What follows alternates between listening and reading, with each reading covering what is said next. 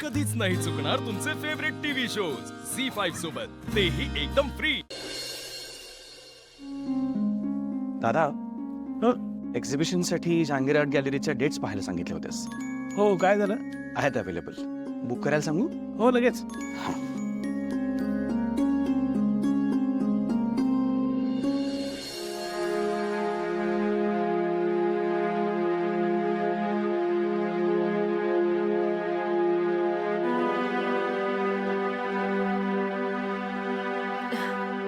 बरं झालं प्रिया आणि प्रीतम बाहेर गेले ना. खूप दिवस झालं ते बाहेर गेलेच नव्हते. एका अर्थी बरंच झालं नाही. नाही म्हणजे कसं थोडं घरातलं वातावरण हलकं फुलकं राहतं ना. मॅम मी तुमच्याशी बोलतेय, प्लीज माझ्याशी बोला ना. मला माहिती आहे तुम्ही माझ्यावर रागवलाय आणि मला मान्य आहे माझी चूक. माणसांकडून चुका होतात आणि मी पण माणूसच आहे ना.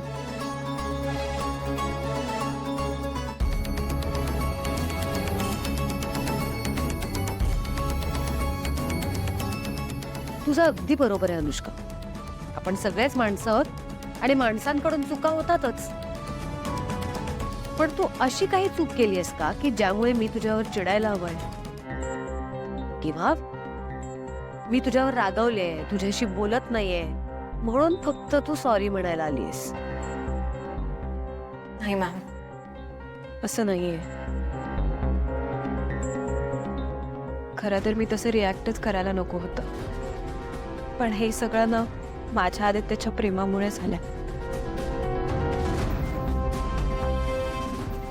खूप कमी वेळात मी खूप जास्त अटॅच झाली आहे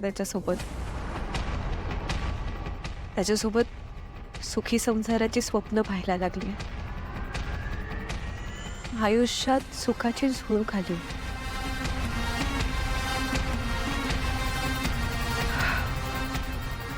तुम्हाला माहिती आहे ना की रोड ॲक्सिडेंटमध्ये माझे वडील आई दोघेही गेले. तेव्हापासून माझं असं कोणीच नाही आहे. हो म्हणजे मामा मामी आहेत, त्यांनी मला वाढवलं, पण माझ्या प्रेमाला पारख्या आयुष्यात आदित्य आला, तुम्ही आलात, किर्लोस्कर फॅमिली आली.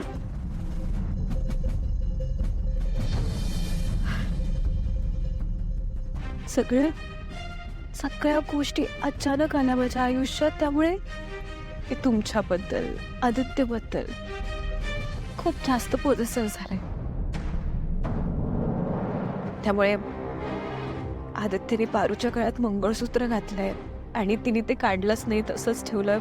हे मला कळाल्यावरती एक स्त्री म्हणून किंवा बायको म्हणून मला काय वाटलं असेल याचा माझ्या जागेवर येऊन विचार करा ना. हा म्हणजे मी हे मान्य करते की जे झालं ते चुकीचंच होतं आणि ते परत माझ्याकडून नाही करणार. मी प्रॉमिस करते तुम्हाला.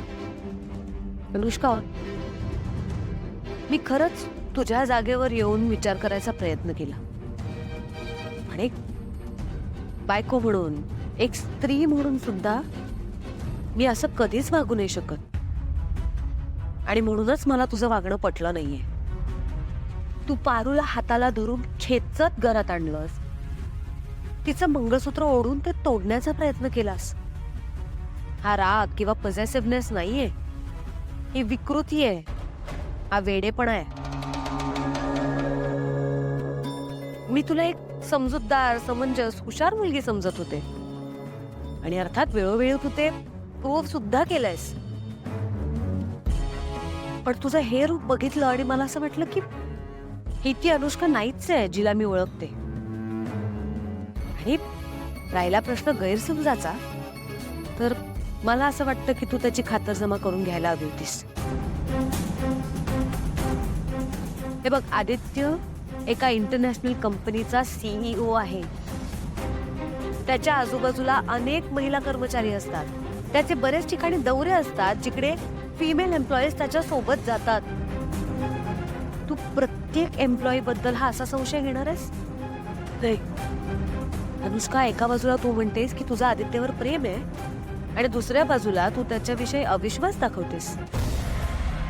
एक लक्षात ठेव, प्रेम आणि विश्वास ह्या एकाच नाण्याच्या दोन बाजू असतात.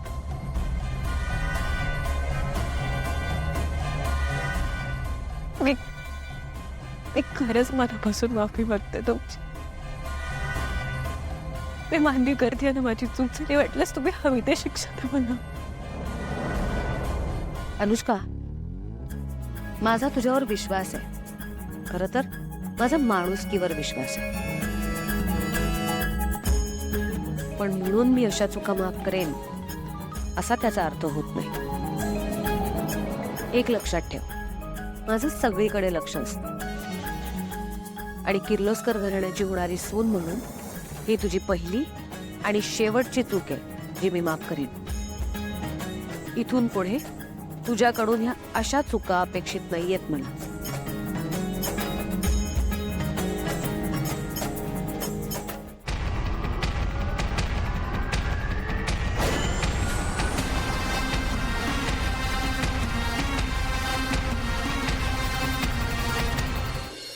ती छान वारं सुटलाय ना. हो ना, ती जागा पण किती छान आहे ना ही. मस्त वाटतं एकदम. दादा आणि पारू असायला हवे होते. अगं मजा आली असती यार. प्रीतम, तुम्ही काय बोलताय तुम्हाला कळतंय ना? तुम्ही पुन्हा पुन्हा पारू आणि आदित्य दादांबद्दल बोलताय. हे बघा, आदित्य दादा आणि अनुष्काचं लग्न होणार आहे, माहितीये ना तुम्हाला? हो, हे असं सगळं बोलणं चुकीचं आहे.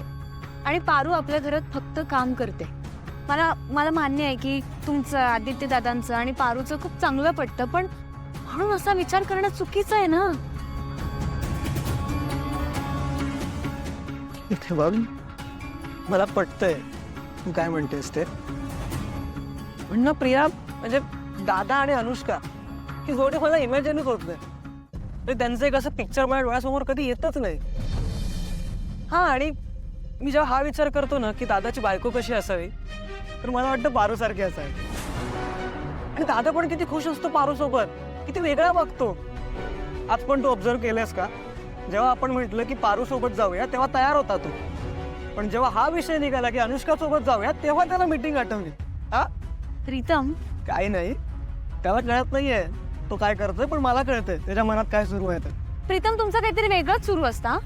असेल आदित्य दादांची खरोखरच काहीतरी इम्पॉर्टंट मीटिंग. तुला माहितीये हा, आणि काय आजकाल ना तू खूप दादाची बाजू घ्यायला लागली असा. असेल म्हणे एखादी इम्पॉर्टंट मीटिंग, मी पण जातो मीटिंगला, तू एकटीच बस येते.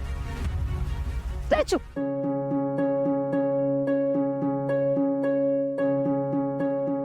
काय हो? मला सोडून मीटिंगला जायचंय? मीटिंगला जायचं माझ्या नवऱ्याला? जाऊन दाखवा मीटिंग. लोक हे बघतायत. स्टॅच्यू ओव्हर म्हण प्लीज. Statue over. काय काय झालंय काय आज? हा, लहान मुलासारखं वागतेस तू, कळतंय का तुला? लहान मुलांसारखं वागते मी. हो, ठीक आहे, बघा आता. लहान आहे ना मी, मग उचला आता मला. हे काय आता नवीन? खाली उतर. नाही, मी इथून खाली उतरणारच नाही, मला उचला. Okay fine.